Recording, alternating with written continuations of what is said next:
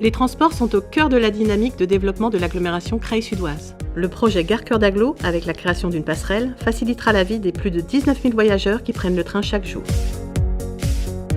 Un projet d'envergure qui permettra de répondre à l'affluence qu'engendrera la future liaison Roissy-Picardie. L'agglomération encourage la pratique du vélo avec son service de location de vélos à assistance électrique. Et le stationnement en gare est facilité avec le vélo-box.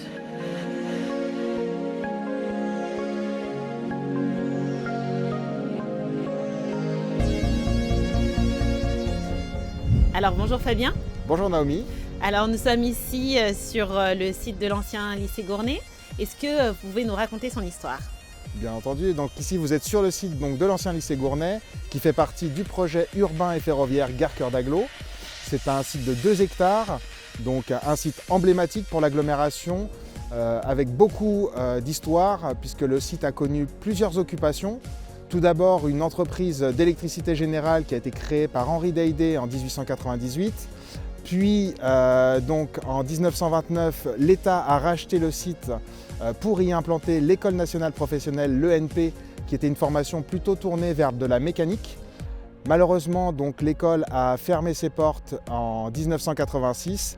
Le site a connu beaucoup de déshérence et donc l'agglomération, dans son souhait d'enclencher une amélioration de son cadre de vie, mais aussi une reconversion des friches urbaines, a enclenché différentes procédures et négociations foncières pour acquérir le bien. Les élus ont donc décidé la démolition de l'ensemble des bâtiments, mais par contre ont souhaité enclencher une démarche de devoir de mémoire avec d'un côté la rédaction d'un ouvrage récapitulant l'ensemble de l'histoire du site, mais aussi la conservation de certains éléments architecturaux, patrimoniaux et urbains. L'objectif de l'agglomération et de ses élus, c'est donc d'implanter un nouveau campus de la formation pour proposer des formations en adéquation avec le besoin du territoire en termes d'emploi.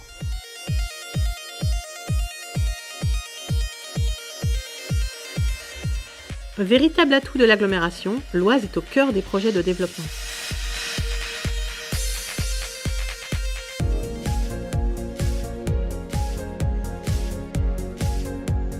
Dans la continuité de la mutation du territoire, un port de plaisance accueillera ses premiers bateaux en 2025. L'objectif ? Dynamiser le tourisme.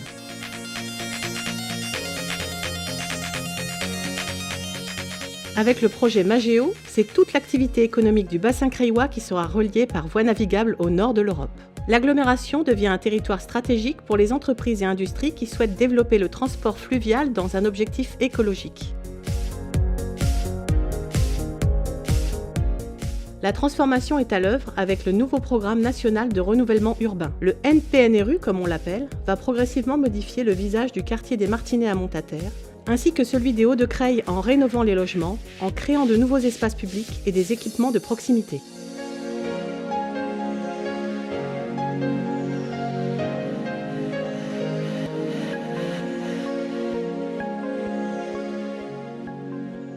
Bonjour Constantin, je vous remercie de me recevoir. Je comprends que c'est un site qui est très cher aux yeux de l'agglomération. Est-ce que vous pouvez nous en dire plus ? Alors effectivement, c'est un site qui existe depuis plus d'un siècle, le site Gosse Marinoni, qui était un site iconique pour l'agglomération, qui fabriquait des rotatifs de presse pour l'imprimerie, et donc qui a fermé ses portes en 2013, et donc l'agglo l'a racheté en 2019, fin 2019, pour le reconvertir. Et là, où est-ce qu'on se trouve exactement ? Alors on se trouve dans une des halles qui a été construite par Auguste Perret sur le site, qui a été construite donc en 1926 et qui constitue un patrimoine remarquable classé au monument historique et que du coup l'agglomération souhaite réhabiliter dans le cadre de ce projet. Cette redynamisation fait partie de notre démarche de valorisation de l'identité industrielle du territoire, qui a d'ailleurs été reconnue par l'État à travers son label Territoire d'industrie. Est-ce que vous pouvez nous en dire plus sur le devenir du site ? Alors ce site, sa reconversion, l'objectif c'est d'en faire à nouveau une zone d'activité économique à dominante industrielle pour créer à nouveau de l'emploi ici au cœur de Montataire.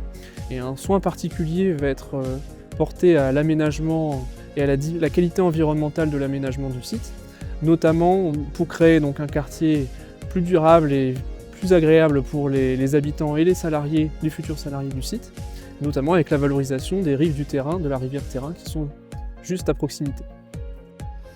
Donc les travaux de déconstruction ont débuté en novembre 2021 et vont se terminer en février 2023. La principale contrainte a été de déconstruire les bâtiments tout en préservant la pérennité des structures pérennes qui seront conservées. Et la suite des travaux portera sur une dépollution du site courant de l'année 2023. L'agglomération Creil-Sud-Oise compte actuellement 25 km de circulation douce. L'AXO souhaite développer les circulations douces en réalisant des itinéraires dédiés aux vélos, aux piétons et aux personnes à mobilité réduite. L'aménagement des berges de l'Oise, entre Creil et Saint-Leu-d'Esserand, va largement y contribuer et se concrétisera durant l'année 2023.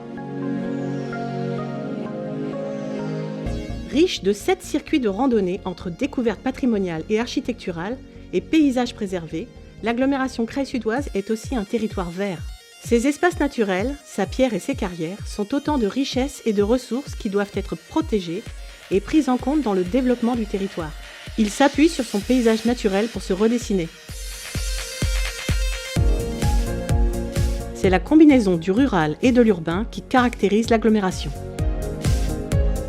Elle soutient ses communes en aidant au financement de leurs projets ou de leurs réalisations, notamment avec la mise en place d'un fonds de concours.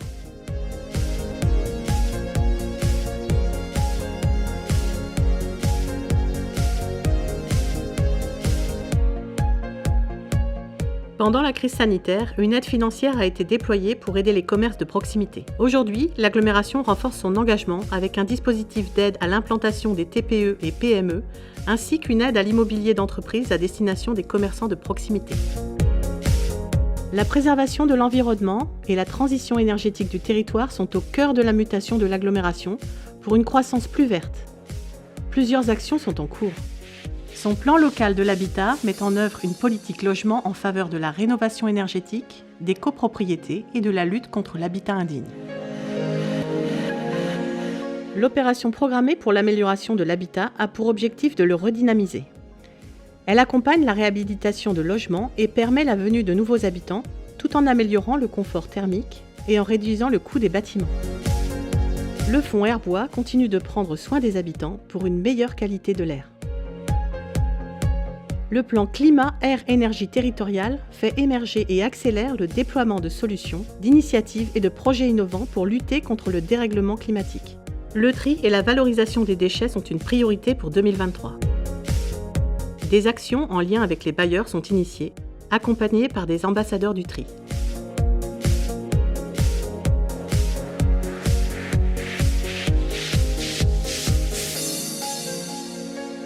L'agglomération travaille à la refonte de son projet de territoire.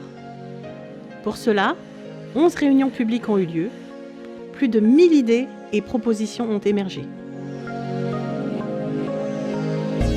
Ensemble, continuons de dessiner l'avenir de notre territoire.